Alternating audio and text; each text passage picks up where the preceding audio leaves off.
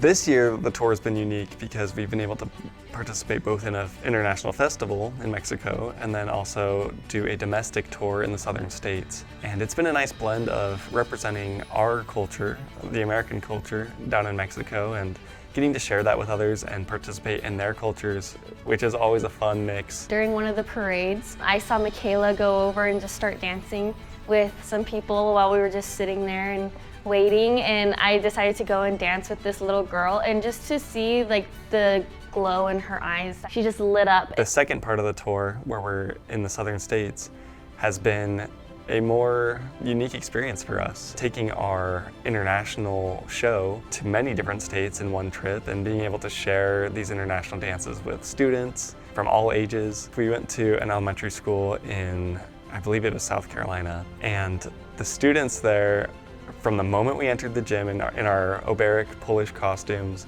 they were really excited to see what we had to show them. And we talked with them, and then some of the teammates started doing tricks or backflips and things, and the whole audience was getting really riled up and really excited for our show. And then when we started dancing, that energy didn't disappear. They really loved seeing all these different styles of dance, and they wanted to be involved. There's just a natural magnetism to dance that makes people want to get involved. Something about the touring experience that you could never feel in a classroom really boils down to personal connections with other people from different cultures. It's one thing to learn about other cultures, other countries, other styles of dance and music in the classroom from textbooks. It's another thing to do that dance or to perform that music.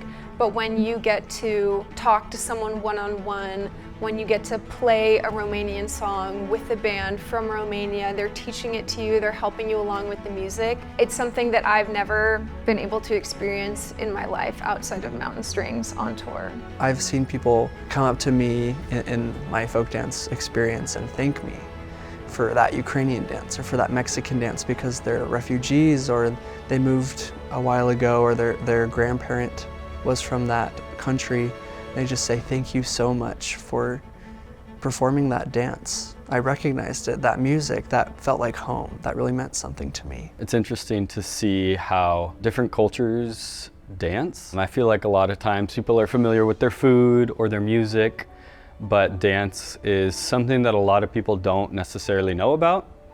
And so by learning these dances, I'm also learning about these certain aspects of these cultures that I just didn't know about. I really love folk dance.